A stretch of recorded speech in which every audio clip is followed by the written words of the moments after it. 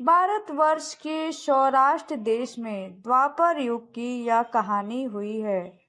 सौराष्ट्र में उस समय भद्रस्वार नाम के राजा थे।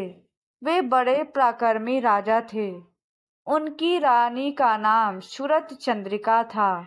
रानी दिखने में सुंदर और सुलक्षणा थी तथा पतिव्रता थी। उन दोनों को 7 पुत्र तथा उसके बाद एक कन्या का वरदान मिला था। कन्या का नाम श्यामबाला था। एक बार महालक्ष्मी जी के मन में आया कि जाकर उस राजा के राजप्रसाद में रहें। इससे राजा को दोगुनी धन दौलत की प्राप्ति होगी।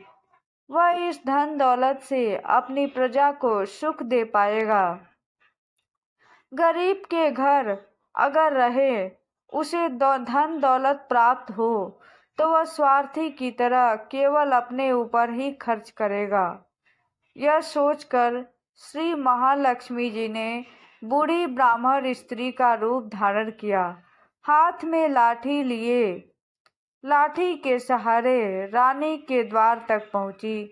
यद्यपि उन्होंने बूढ़ी औरत का रूप धारण किया था, पर उनके चेहरे पर देवी का तेज था। उन्हें देखते ही एक दासी सामने आई। उसने उनका नाम, धाम, काम, धर्म पूछ डाला। वृद्ध ब्राह्मण का रूप धारित माता लक्ष्मी ने कहा, बालिके, मेरा नाम कमला है। मेरे पति का नाम भुवनेश है। हम द्वारिका में रहते हैं। तुम्हारी रानी पिछले जन्म में एक वैश्य की पत्नी थी। वह वैश्य गरीब था। दारिद्र्य के कारण हर रोज घर में झगड़े होते थे तथा उसका पति रोज उसे मारता था। इन बातों से तंग आकर वह घर छोड़कर चली गई तथा वन जंगल में खाली पेट भटकने लगी। उसकी इस दुर्दशा पर मुझे दया आई। तब मैंने उसे सुख संपत्ति देने वाली श्री महालक्ष्मी की कथा सुनाई।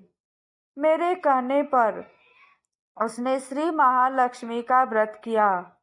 श्री महालक्ष्मी प्रसन्न हुई। उसकी गरीबी दूर हुई। उसका घर संसार दौलत संपत्ति संतति से भर गया। बाद में पति पत्नी दोनों परलोक सिधारे। लक्ष्मी व्रत के कारण वो लक्ष्मी लोक में रहे। उन्होंने जितने साल महालक्ष्मी का व्रत किया उतने 1000 साल उन्हें सुख भोग मिला। इस जन्म में उनका जन्म राजघराने में हुआ, परंतु वह श्री महालक्ष्मी का व्रत करना भूल गई। उसे यह याद दिलाने मैं यहाँ आई हूँ। बुढ़िया की बातें सुन दासी ने उन्हें प्रणाम किया तथा श्री महालक्ष्मी का व्रत किस तरह किया जाए इस बारे में बुढ़िया रूप धारण किए हुए श्री महालक्ष्मी ने माता ने दासी को पूजा की विधि तथा महिमा बताई।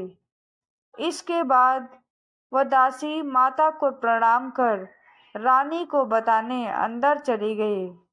राज वैभव में रहते हुए रानी को अपने ऐश्वर्य का बहुत घमंड हुआ था। संपत्ति तथा अधिकार की वजह से वह उन्मत्त हो गई। दासी द्वारा बताई गई बुढ़िया की बातें सुनकर वह आग बबूला होकर राजद्वार पर आकर बुढ़िया रूपी श्री महालक्ष्मी पर बरस पड़ी। उसे यह मालूम नहीं था कि श्री महालक्ष्मी माता बुढ़िया का रूप धारण किए द्वार तक आई है, परंतु रानी का इस कदर रूखा बर्ताव तथा अपना अनादर देखकर माता ने वहां ठहरना ठीक न समझा। वो वहां से चल पड़ी। राह में उन्हें राजकुमारी श्यामबाला मिली। उन्होंने श्यामबाला को सारी बात बताई। श्यामबाला ने अपनी ओर से श्री महालक्ष्मी माता से क्षमा मांगी। माता को उस पर दया आई उन्होंने श्याम बाला को श्री लक्ष्मी महाव्रत के बारे में बताया। उस दिन अगहन मार्गशीर्ष माह का पहला गुरुवार था। श्याम बाला ने परम श्रद्धा से श्री महालक्ष्मी का व्रत रखा। फलस्वरूप राजा सिद्धेश्वर के सुपुत्र मालाधार से उसका विवाह हुआ। वह धन दौलत ऐश्वर्य वैभव से मालामाल हो गई। पति के साथ ससुराल में आनंद से दिन बिताने लगी। इधर श्री महालक्ष्मी का रानी पर प्रकोप हुआ। फलस्वरूप राजा भद्रश्वा का राज्य एवं राज कारोबार नष्ट हो गया। यहाँ तक कि खाने के लाने पड़ने लगे। ऐसी हालत में एक दिन रानी ने राजा से निवेदन किया, महाराज, हमारा दामाद इतना बड़ा राजा है, धनवान है, ऐश्वर्यशाली है, क्यों न उसके पास जाए, अपना हाल उसे बताए, वह जरूर हमारी मदद करेगा। इस बात पर राजा भद्रश्वा दामाद के साथ रवाना हुए। राज्य में पहुंचकर एक तालाब के किनारे थोड़ी देर विश्राम के लिए ठहरे। तालाब से पानी लेने आने जाते दासियों ने उन्हें देखा। उन्होंने विनम्रता से उनकी पूछताछ की। जब उन्हें यह मालूम हुआ कि वे रानी श्याम बाला के पिता हैं, तो दौड़ते हुए जाकर उन्होंने रानी को सारी बात बताई।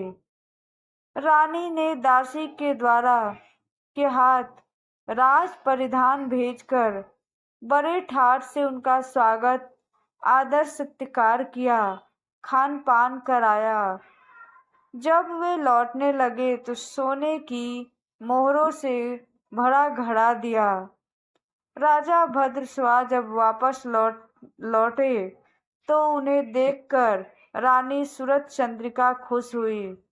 उन्होंने सोने की मोहरों से भरे घड़े का मुंह खोला, पर हाय भगवान, घड़े में धन के बदले कोयले मिले। यह सब श्री महालक्ष्मी के प्रकोप से हुआ। इस प्रकार दुर्दशा में और कई दिन बीत गए।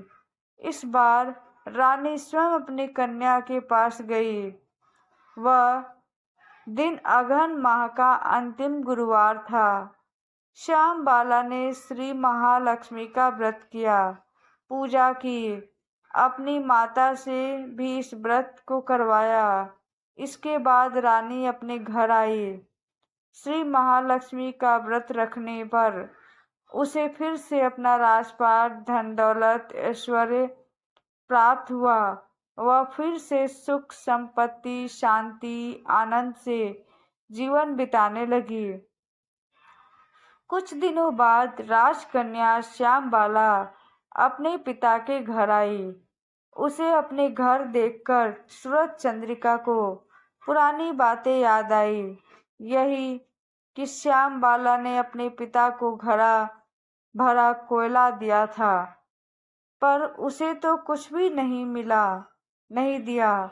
इसी कारण श्याम बाला को पिता के घर आने पर उसका कोई आदर आतिथ्य नहीं हुआ, बल्कि अनादर हुआ।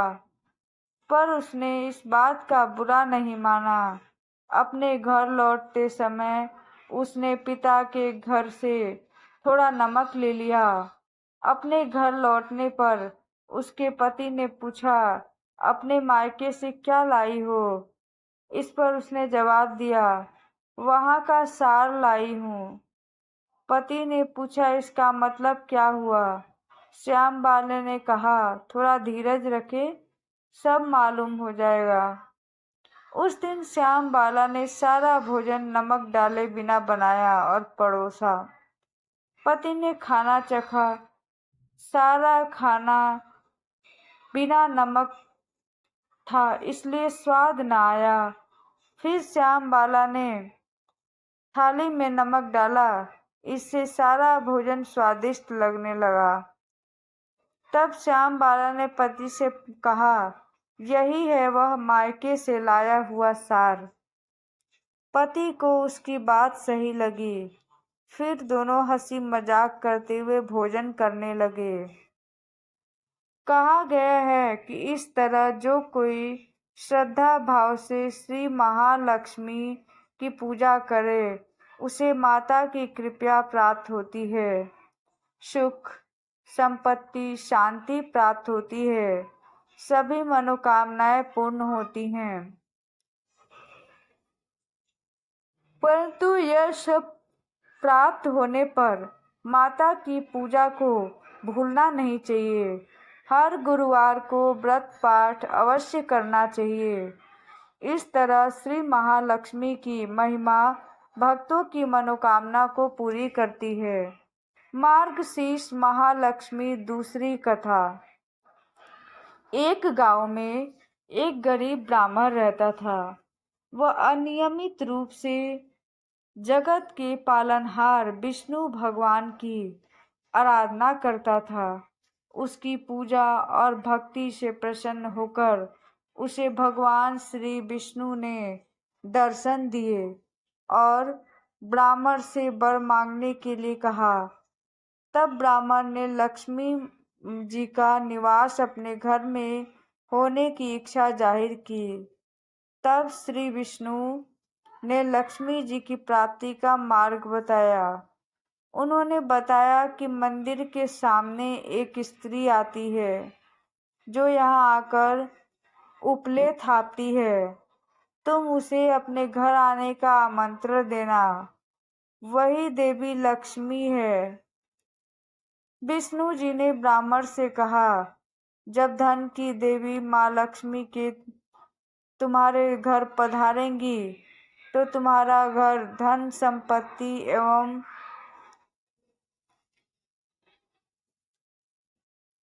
से भर जाएगा। यह कहकर श्री विष्णु जी चले गए। अगले दिन वह सुबह ही मंदिर के सामने बैठ गया। लक्ष्मी जी उपले थापने के लिए आई तो ब्राह्मण ने उनसे अपने घर आने का निवेदन किया। ब्राह्मण की बात सुन लक्ष्मी जी समझ गई कि यह सब विष्णु जी के कहने से हुआ है। लक्ष्मी ने ब्राह्मण से कहा कि मैं चलूंगी तुम्हारे घर, लेकिन इसके लिए पहले तुम्हें महालक्ष्मी व्रत करना होगा। 16 दिनों तक व्रत करने और 16वें दिन रात्रि को चंद्रमा को अर्घ्य देने से तुम्हारा मनोरथ पूरा होगा। ब्राह्मण ने देवी के कहे अनुसार व्रत और पूजा किया और देवी को उत्तर दिया कि ओर मुंह करके पुचकारा। इसके बाद देवी लक्ष्मी ने अपना वचन पूरा किया। मान्यता है कि उसी दिन से इस व्रत की परंपरा शुरू हुई थी।